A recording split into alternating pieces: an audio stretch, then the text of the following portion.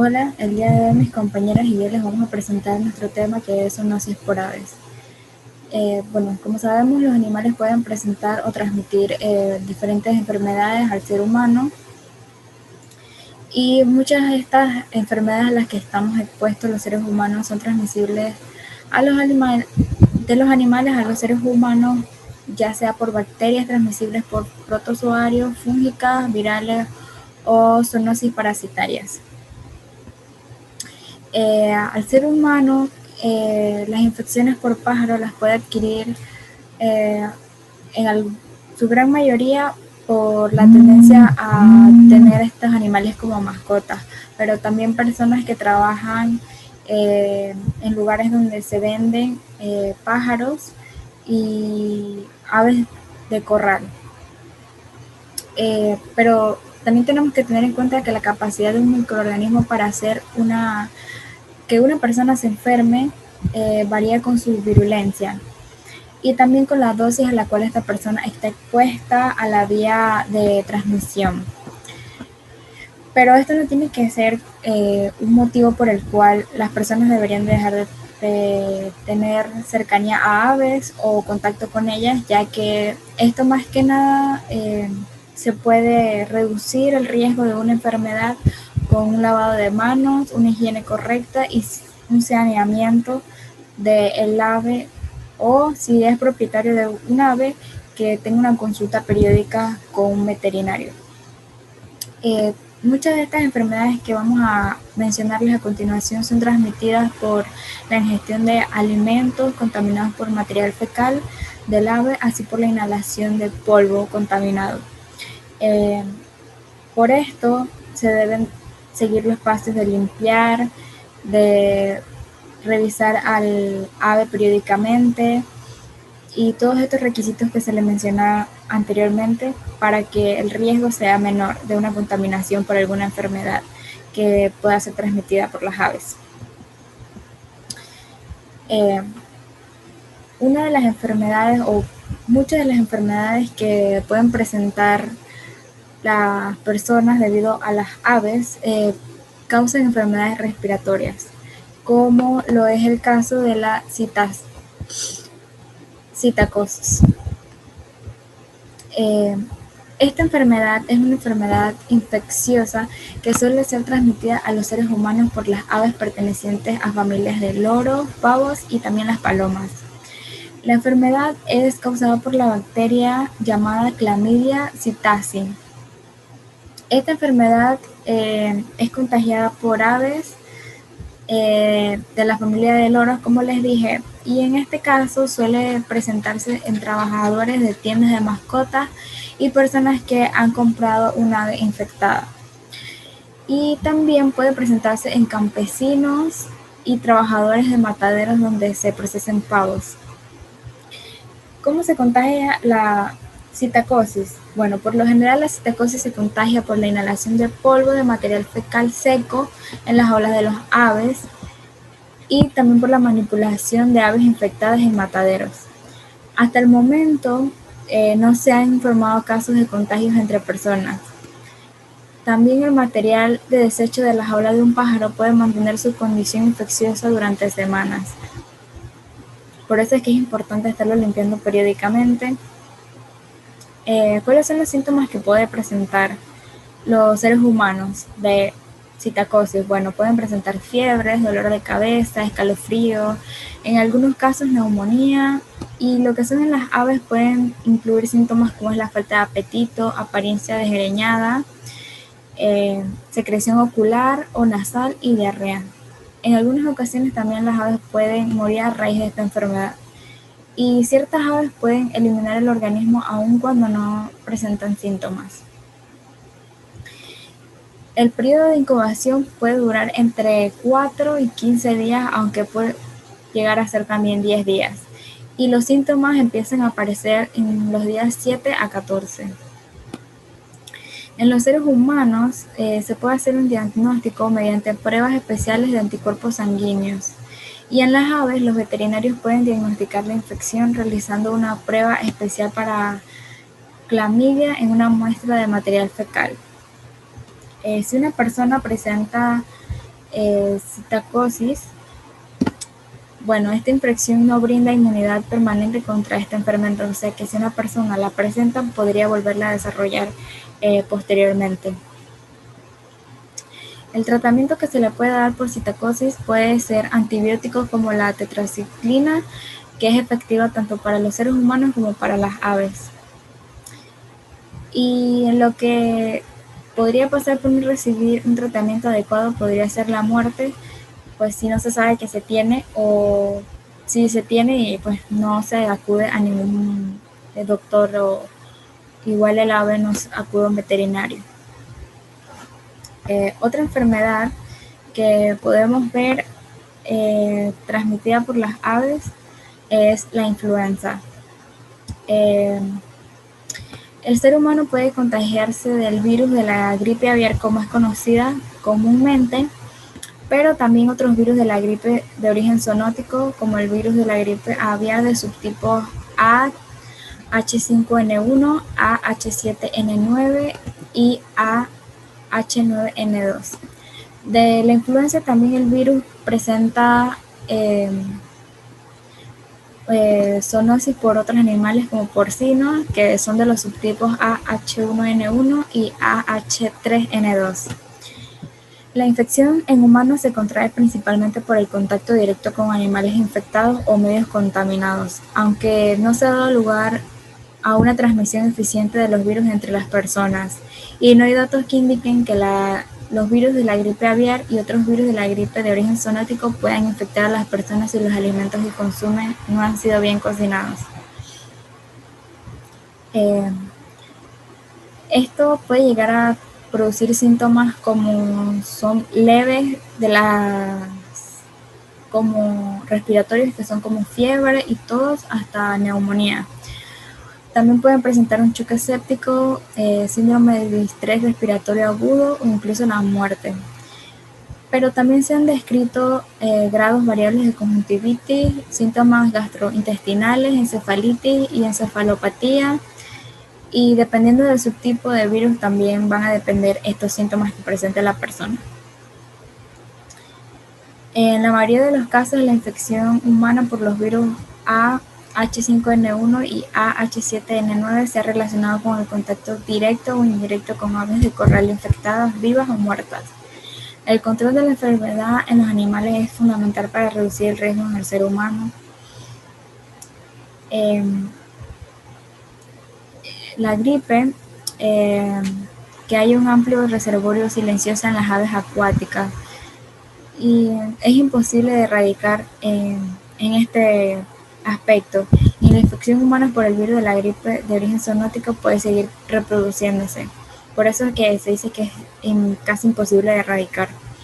Y para minimizar el riesgo, se debe vigilar cualitativamente la población de estos animales y hacer una exhaustiva investigación sobre los riesgos que pueden tener donde se están cuidando los animales o donde haya una mayoría de estos. Como les mencioné, los virus de la gripe del tipo A se dividen en subtipos según la combinación de diferentes subtipos de dos proteínas de superficie, que es la hemaglutina, que es H, y la neuraminidasa, que es N. Hay 18 subtipos diferentes de hemaglutina y 11 de neuraminidasa. Y en función del huésped, el virus de la gripe del tipo A, bueno, como les dije anteriormente, se puede clasificar, bueno, del tipo aviar en AH5N1 y AH9N2. Y a diferencia de los virus de la gripe humana, no se transmiten fácilmente entre personas. Otra enfermedad es la histoplasmosis, que es transmitida por Histoplasma capsulatum y es un hongo que coloniza el tracto intragastrointestinal de las aves y contamina el suelo a través del excremento de aves, igual que es el caso de murciélagos.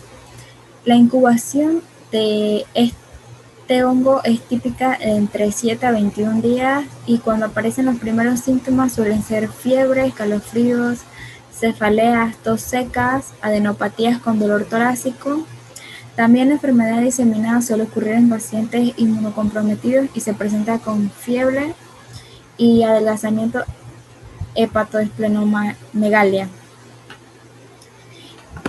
Y la histoplasmosis, en su gran mayoría, suele ser contagiada por aves de tipo canarios y cotorras, que no son susceptibles a la infección sintomática, pero sí las palomas, y a menudo son tratadas como mascotas para los amantes de los pájaros. Y estos entran en contacto con pájaros contaminados y sus excreciones. También tenemos la enfermedad de Newcastle, que es un virus que se propaga a través de las heces de las aves infectadas y las secreciones nasales, bucales u oculares, y puede ser portada por la ropa, el calzado y los enseres de una persona. Algunas aves infectadas no tienen síntomas, otras tienen signos respiratorios, diarreas, temblores musculares, movimientos en círculos, parálisis o edema periorbitario y del cuello también, como podemos ver en las imágenes. La infección humana se presenta generalmente con conjuntivitis, escalofríos, fiebre y un letargo excepcionalmente raro cuando se sufre de esta enfermedad. En los seres humanos es común la recuperación rápida y las personas con conjuntivitis por el virus de la enfermedad de Newcastle deben evitar el contacto con otros pájaros. Otra enfermedad es la fiebre del Nilo occidental. Los pájaros silvestres, como la familia de los cuervos rapaces albergan el virus del Nilo occidental, aunque también pueden hacerlo las mascotas canoras. En esta enfermedad en particular, el ave no es un transmisor directo de la enfermedad. Como se puede ver en la imagen, ellas son parte del ciclo primario de transmisión. Esta enfermedad se transmite al ser humano más que nada por mosquitos, pero ellos están en el ciclo de transmisión primario, como les comenté. Ellos son parte fundamental, ya que ellos albergan el virus y ayudan a su propagación o su formación más que nada del virus. El periodo de incubación en los seres humanos es más o menos de 3 a 14 días y comienza con síntomas como fiebre, malestar, náuseas, vómitos, erupciones, linfanodepatías y dolor retrorbitario.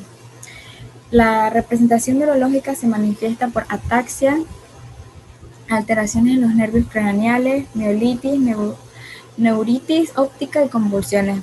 Aunque es bastante raro y menos frecuente, bueno, más que nada es más frecuente en ancianos y pacientes inmunodeprimidos. Yo les vengo a hablar sobre la fiebre Q. ¿Qué es y qué lo causa? La fiebre Q es causada por un agente bacteriano llamada Coxiella burnetii, que no solamente está afectando a aves, sino también está afectando a mamíferos, a reptiles y a antrópodos, siendo los rumiantes el mayor principal de reservorio. El momento en el cual existe la mayor probabilidad de que se dé este contagio y que la bacteria esté ahí es cuando las reses están dando a luz y se da mediante el líquido amniótico. Se dice que estas bacterias caen al polvo y viajan a largas distancias. Y nosotros inhalamos estas partículas y llegamos a contagiarnos de la fiebre Q. También se dice que pueden propagarse mediante las garrapatas. Ok, como ya les mencioné, el agente bacteriano que causa la enfermedad es la bacteria Coxiella burnetii, la cual habita en animales domésticos como vacas, ovejas, cabras, pájaros y gatos. Uno de los animales de las aves que transmite esta enfermedad es la paloma, ya que al momento de defecar se dice que la paloma que está infectada, ella defeca y estas partículas viajan por medio del aire y nosotros la inhalamos y podamos quedar contagiados. ¿Cuáles son los síntomas y cómo se presentan estos síntomas? Los síntomas se presentan o se desarrollan durante de 2 a 3 semanas y a esto se le dice contacto de periodo de incubación, cuando se está incubando la bacteria. Algunos de los síntomas leves que se pueden dar son tos seca, fiebre, dolor de cabeza, dolor articular, dolores musculares. Se puede dar como un resfriado común o como una gripe común. No se detecta si es fiebre, o sea, si es una gripe común o si es fiebre Q. Otros síntomas que ya se pueden desarrollar y que pueden ser más complicados puede ser el dolor abdominal, el dolor tarotóxico y taroxítico y erupciones cutáneas. También vengo a hablarles sobre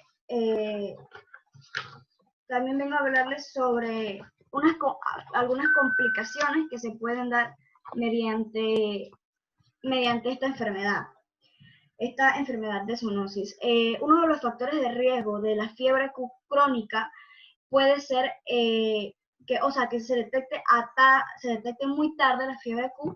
Pueden ser enfermedades de las válvulas cardíacas, anomalías en los vasos sanguíneos, sistema inmunitario débil y alteraciones en las funciones renales. Estas son algunas de las complicaciones, y también se dice que una de las repercusiones de la fiebre Q que puede afectar el corazón, el hígado, los pulmones, el cerebro, y da a lugar estas complicaciones graves. Uno de los exámenes que se pueden realizar mediante uno tenga esta enfermedad o para poder detectar esta enfermedad son en etapas ya muy tardes, son la radiografía de tórax para detectar la anomalía o algunos de los cambios. Se puede hacer un examen de sangre para buscar los anticuerpos contra la Coxiella bonite. También pueden ser pruebas de función hepática, contacto sanguíneo con diferencial, institución tisular en tejidos infectados para identificar la bacteria, y un electrocardiograma, un ecocardiograma, llamado eco también, para observar algunos de los cambios en el corazón y si están afectando demasiado la fiebre Q. Una de las prevenciones que les puedo comentar es para que no se llegue a unos mayor riesgo. Puede ser que cuando se vaya a consumir leche, no se consuma leche cruda, sino pasteurizada. También una de las otras recomendaciones es, por lo menos cuando tenemos aves, siempre estar limpiando y mantener limpio, ya sea que existen personas que tengan lugares donde haya granjas y estén palomas, otro tipo de aves, ya que las palomas son las que mayor traen esta bacteria. Se puede limpiar el área donde ellas están defecando, y todo esto son una de las prevenciones que se puede hablar sobre la fiebre Q. Ahora vamos a hablarles sobre la alveolitis alérgica. Ok, la alveolitis alérgica. La alveolitis alérgica, también conocida como alveolitis alérgica estriseca, es un síndrome que comprende un grupo de enfermedades caracterizadas por respuestas pulmonares de la inhalación repetida de variedades de polvos orgánicos u hongos o agentes patógenos que estén en el ambiente, causando una respuesta inmunitaria de parte de nuestro cuerpo. Existen 3 formas clínicas de la alveolitis alérgica estriseca, que son la aguda, la subaguda y la crónica. En la mayoría de los casos de la AASE es una enfermedad profesional que está relacionada con el ambiente que se desenvuelve el enfermo. O sea, los trabajadores o granjeros que están expuestos a actividades industriales en 5 clases de productos principales, como las proteínas ceráicas y excrementos, como excremento de aves, proteínas de orina de ratas, abonos por secta, también bacterias, protozoos, y estos son lo que causa que esta se vuelva para el productor una enfermedad que ya sea aguda, subaguda o crónica. Se dice que puede llegar a afectar gravemente al granjero, puede llegar a afectarlo si no se trata apenas se detecta, o no se trata en el momento que se detecta el virus, o si no se detecta. Otra vez.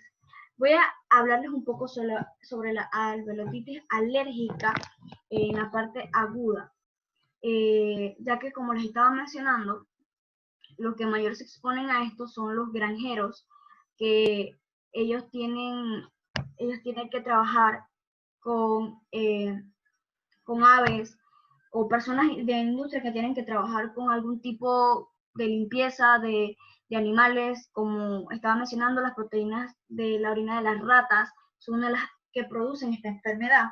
Voy a hablarles sobre la forma aguda.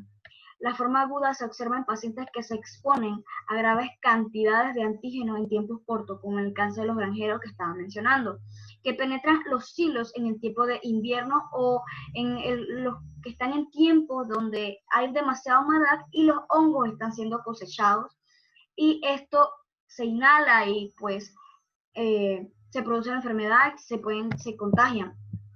Los síntomas se inician poco después de la exposición, en general en 4 a 8 horas después de la inhalación del antígeno, con fiebre, escalofríos, malestar general, malignia, tos seca, y estos son uno de los síntomas. Dice que los síntomas disminuyen si la persona se cuida, si se deja de estar exponiendo tanto, y entonces los síntomas llegan a desaparecer. En la forma subaguda ocurre cuando la exposición es un poco intensa, pero continúa, por ejemplo, cuando en el hogar se están criando palomas, se están criando canarios. En este caso, la enfermedad se inicia con molestias generales como fibrícula, como fatiga, con tos en escala con expectoración, perdón. El síntoma cardinal es la palabra, es la disecnia de esfuerzo progresiva. Si se percibe la exploración, la disecnia se hace cada vez más evidente y puede agregar pérdidas de peso. Se diagnostica en una medida temprana y se evita la exposición del agente agresor. El daño pulmonar puede evadir. Desgraciadamente, por lo general, el diagnóstico es tardío muchas veces de esta enfermedad, ya que se presenta después de meses de la exposición y suele ser irreversible, como les estaba mencionando. La subaguda, como se están criando palomas, se están criando canarios, esta enfermedad, sí, la persona se contagia, pero no se detecta de una vez, porque no es una enfermedad que se pueda detectar.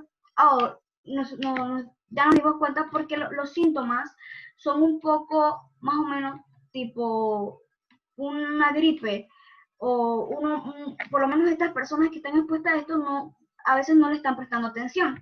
Entonces se detecta de una manera muy tardía y los daños pueden ser irreversibles, o sea que se tienen que tratar con medicamentos, con lo que esté mandando el doctor.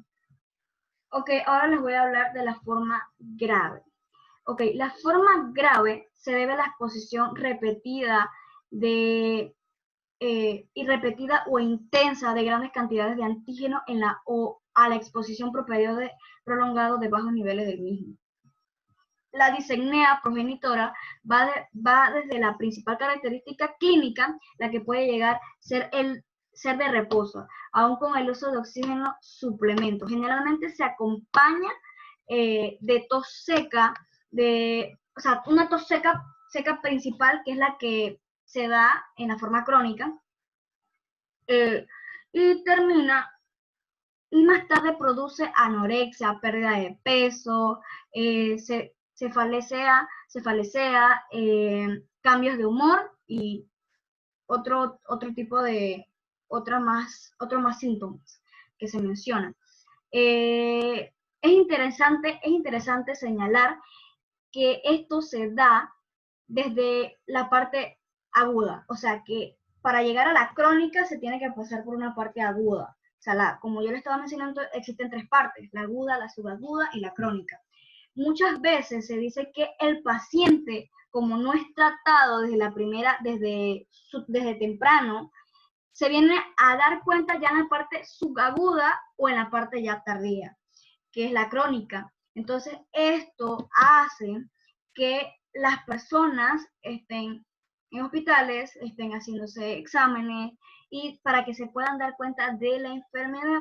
Pero al principio de la enfermedad no se dan cuenta, ya que se dice que esta enfermedad se presenta como si fuera una gripe, que es lo que estaba mencionando en la parte subaguda. Es interesante que se señale el buen número de estos pacientes que, como ya les estaba diciendo, la sintomatología no se da desde la crónica, sino empieza desde la aguda. Dice que los pacientes presentan la forma crónica de la enfermedad, suelen desarrollar una insuficiencia respiratoria progresiva con cambios progresiva. Los pacientes que presentan esta enfermedad se suelen desarrollar una insuficiencia respiratoria progresiva en cambios pulmonares, cardiovasculares,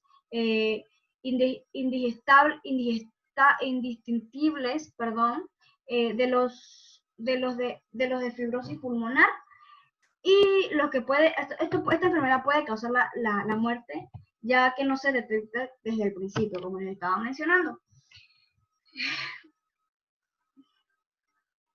Uno de los estudios que se pueden realizar durante esta enfermedad es una radiografía de tórax para ver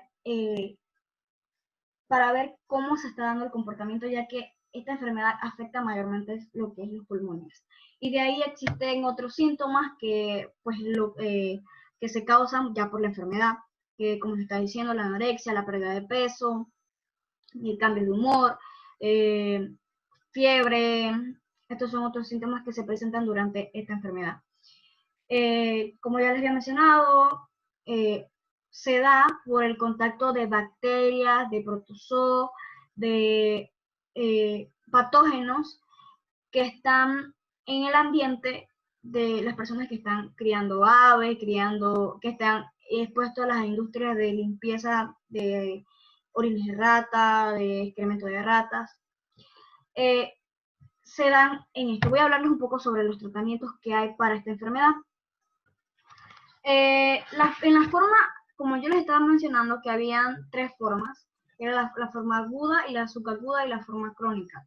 En la forma aguda, después de la eliminación de la exposición de los antígenos, se suele resolver sin tratamiento, entre de 10 semanas. Si los síntomas son graves, se utiliza predexosina a 0.0 miligramos durante 2 semanas durante una semana a 2 semanas. Luego se disminuye la dosis hasta suspender el fármaco de 4 a 6 semanas. Este tratamiento es de inmunodeficiencia respiratoria. Y de la crónica, pues si el curso es grave, progresivo, se utiliza predoxina durante 4 semanas, luego se empieza a disminuir la dosis gradualmente en 2 meses hasta la dosis de mantenimiento. En el caso de intolerancia de predoxicina o que sea imposible, o sea, cuando se está dando estos casos y existan pacientes con esta enfermedad y no puedan consumir este fármaco, se le cambia y se empieza con otros tratamientos, ya sea añadir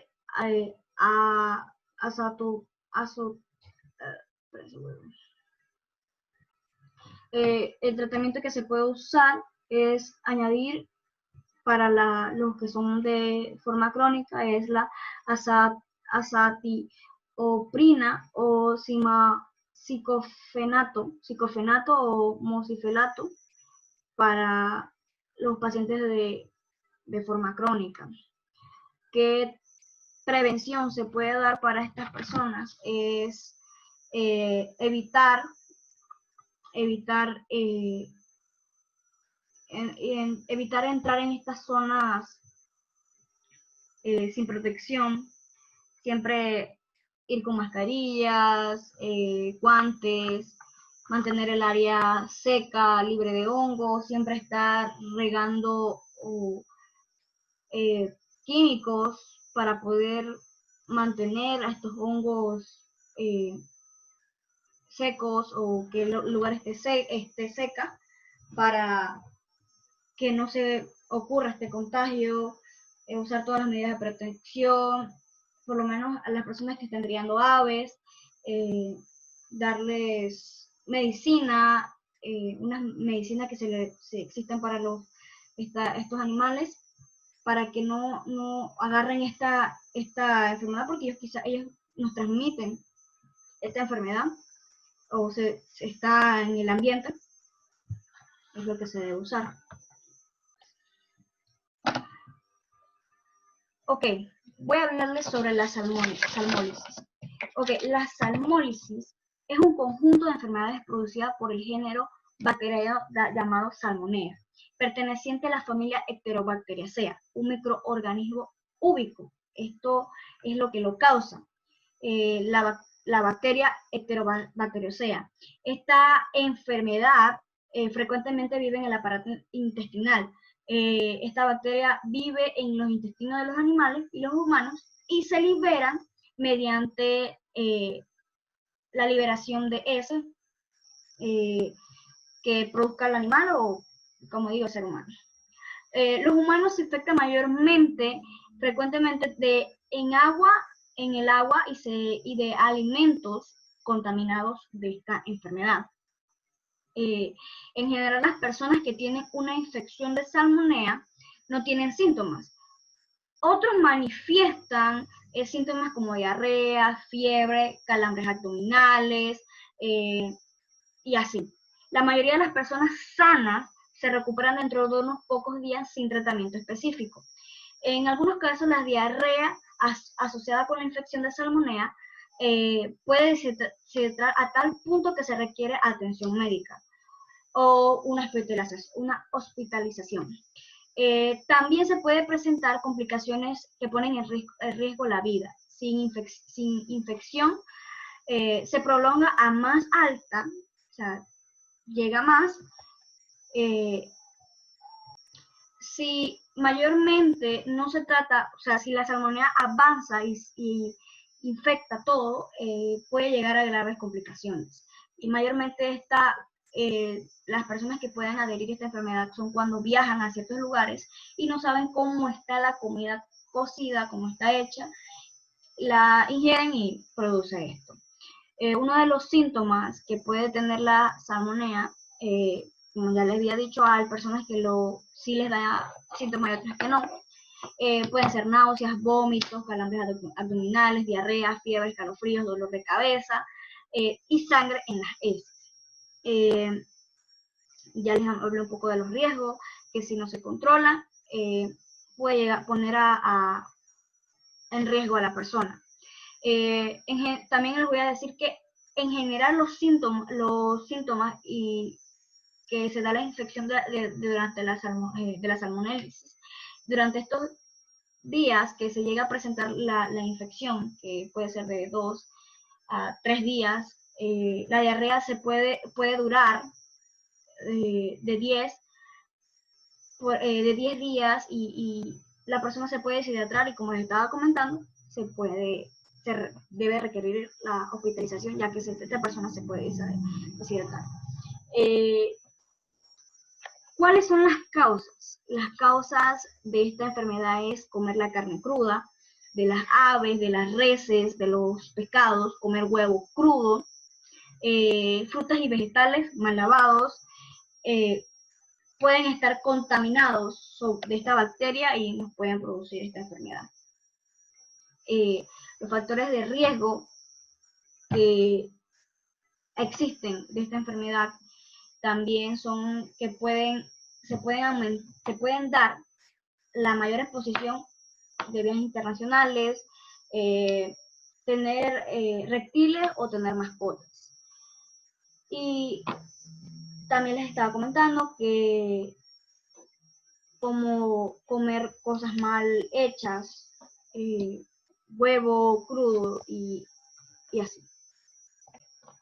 Las prevenciones y los tratamientos que se utilizan para la salmólisis es un enfoque completo desde las granjas hasta la mesa, porque ya que mayormente los que están expuestos a casi todas las enfermedades que yo estoy mencionando son los granjeros, ya que tienen que ver mucho con animales, aves, gallinas, que son los portadores de estas enfermedades, de estos agentes bacterianos. Las prevenciones de la salmólisis es que los granjeros y las industrias inspeccionen muy bien los alimentos, que se recomienda que cuando nosotros vayamos a comer, vayamos a hacer algo que esté bien cocinado, esté bien hecho, no ingerir cosas crudas, nada de término medio, todo tiene que estar bien cocinado, porque uno nunca sabe cómo puede estar la carne que nos vayamos a comer, si está contaminada o no, no se detecta en ese momento. Que eliminar a los animales que que no los veamos enfermos, una limpieza adecuada, desinfectar las hayas, también limpiar todos los reservorios de cerdos, las personas que producen gallinas, que producen pavos, cerdos, vacas, mantener una higiene porque estos animales nosotros los consumimos y es necesario que se tengan bien cuidados para que uno pueda poder consumirlos y que cuando vayamos a consumirlos no tengan nada de estas enfermedades. Tratamientos y prevención de salmólisis. Existen dos tratamientos de prevención de salmólisis, que son los sintomáticos, rehidratar a los animales, y específicos con antibióticos para los animales ya enfermos, siendo recomendable reutilizar un antibiótico o un antibiograma de salmonela debido a las frecuencias resistenciales y multiresistencias a riesgo de prolongado del estado del portador. El tratamiento antibiótico es eficaz limitada en aves, ya que se trata de una enfermedad de fácil contracción y que produce portadores asintomáticos. Estos son uno de los tratamientos que se pueden utilizar. Una de las prevenciones ya las he mencionado. La cardias. La cardia es una enfermedad por un parásito unicelular que habita en el intestino delgado de muchas especies animales, entre ellas las aves, los mamíferos y los hombres. Esta infección intestinal marcada por cólicos, hinchazón, náuseas y episodios de diarrea ocusa es causada, ya les dije, el parásito, un parásito microscópico. Que se encuentra en todo el mundo, en las zonas como la higiene deficiente, como el agua contaminada. La infección por Gardi es una de las causas más frecuentes de transmisión por agua en los Estados Unidos. Estos parásitos se encuentran en lagos, en arroyos, en zonas rurales, también en suministros de agua de municipios, piscinas, jacuzzis y pozos. La infección por Gardi puede transmitirse a través de los alimentos mediante el contacto de persona a persona. Las infecciones por Gardi por lo general desaparecen en unas pocas semanas, pero es posible que tengan problemas intestinales durante mucho tiempo. Después que se llega al contagio de la enfermedad. Se dice que Estos parásitos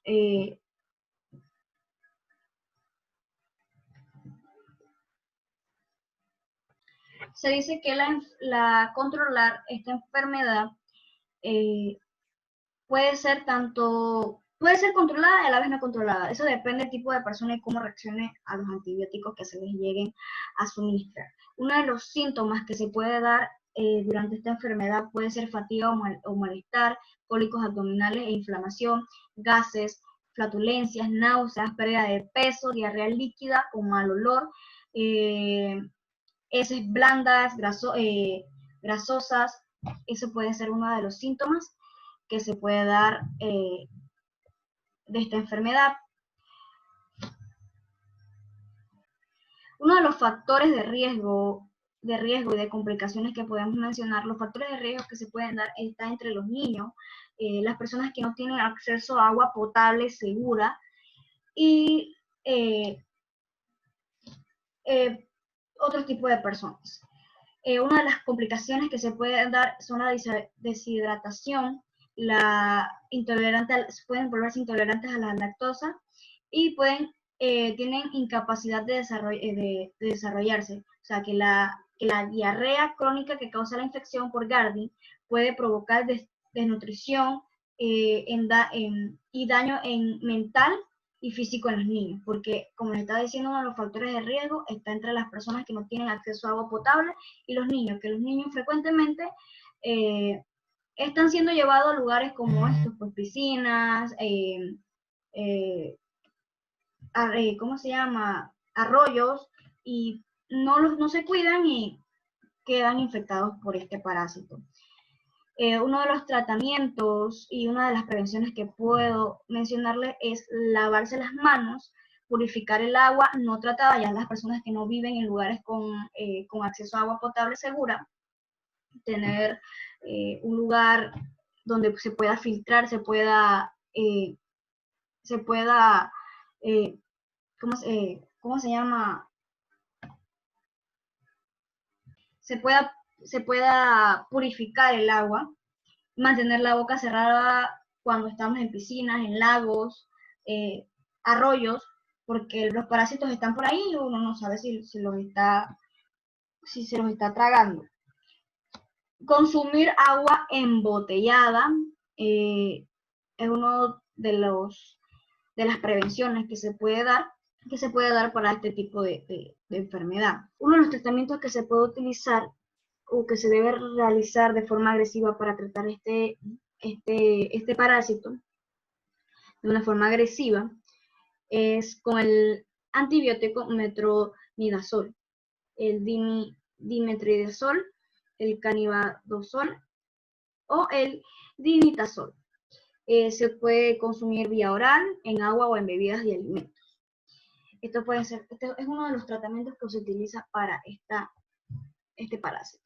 Criptosporidiosis es el trastorno que deriva de la infección por el protozoos Cryptosporidium. Tras la infección, el ciclo de Cryptosporidium, que incluye fases asexuales y fases sexuales, termina en el único hospedador producción quistes esporulosdos.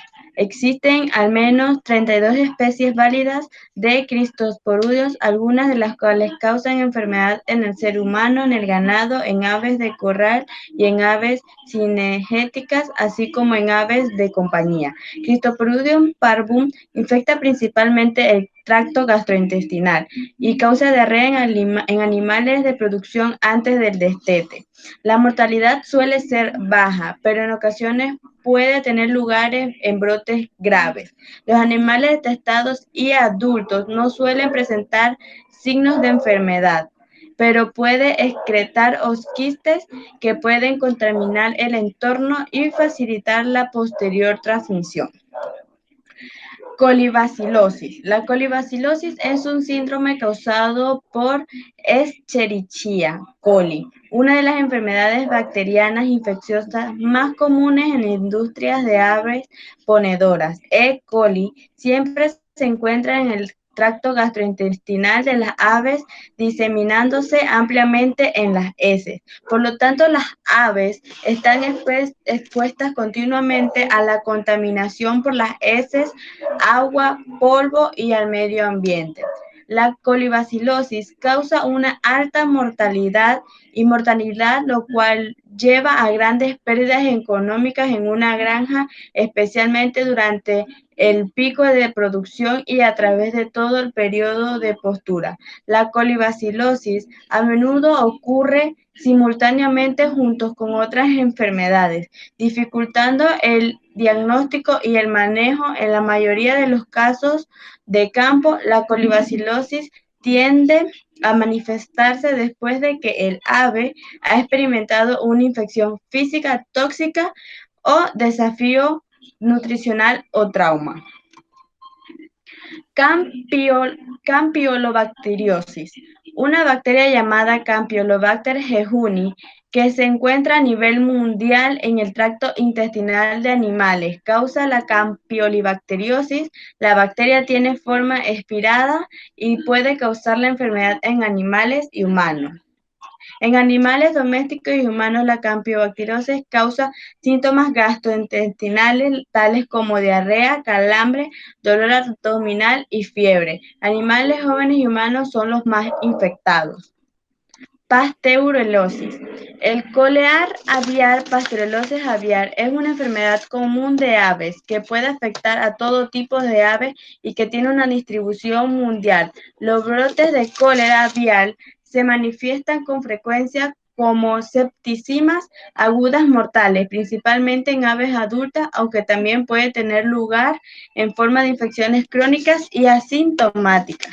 El diagnóstico depende del aislamiento y la identificación de la bacteria causante, Pasteurella multiocea. El diagnóstico preliminar puede establecer por la aparición de signos y lesiones característicos o la observación microscópica de muchas bacterias en nuestra sangre o en frotis de tejidos como el hígado o el vaso. También se presentan formas leves o crónicas de la enfermedad donde esta es endémica, con infección localizada fundamentalmente en los aparatos respiratorios y locomotor.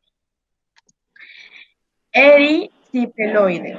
Erysipelophthis russioxpactea. Es el patógeno primario que causa una enfermedad denominada erisipela en los animales. Pavos, cerdos son los más afectados, pero también afecta a otras especies de aves como pollos, gansos, patos, faiceas y otros animales como ovejas, peces y reptiles. La enfermedad se conoce en las aves como erisipela aviar. Esta bacteria de distribución mundial es agente etiológico en el hombre de una zoonosis denominada epiroide o erisipeloide. El principal reservorio natural es el cerdo, siendo las tonsillas y la válvula helicoidal las fuentes más importantes de infección. En los portadores ciclo endógeno, las heces y en la saliva son las principales vías de eliminación en las portantes, al igual que los animales enfermos, aunque estos últimos con mayor profusión. A continuación, mi compañera Cristi le estará hablando más sobre otras enfermedades de esta zoonosis. Como primer punto está la criptococcus. La criptococcus es una infección pulmonar o generalizada que se adquiere a través de la inhalación de tierra contaminada con las levaduras escapuladas. Los síntomas que produce son la neumonía, la meningitis o el compromiso de la piel, los huesos o las vísceras. Dermatitis por ácaros aviarios. Los ácaros del polvo en la casa no muerden, sino que se alimentan de las células de la piel descamadas sobre las almohadas o colchones y sobre el suelo, especialmente las alfombras. Son importantes porque muchas personas desarrollan hipersensibilidad pulmonar o los alegeos presentes en los exoesqueletos y los heces de estos ácaros. La microbacteriosis no tuberculosa Es la más comúnmente utilizada para referirse a las especies del género Mycobacterius, distintos al Mycobacterius tuberculosos, que pueden ser patógenos para el ser humano produciendo las enfermedades conocidas como micobacteriosis. También son conocidas como micobacterias atípicas y micobacterias ambientales. Taxoplasmólisis. La taxoplasmólisis es una enfermedad que se produce como consecuencia de una infección por el parásito Toxoplasma gondii, uno de los parásitos más comunes del mundo. Y por último, la enfermedad de Lyme. La enfermedad de Lyme es una infección bacteriana que se contrae con la picadura de una garrapata infectada. Al principio, la enfermedad de Lyme generalmente causa síntomas como un sarpullido de la piel, fiebre, dolor de cabeza y fatiga. Muchas gracias.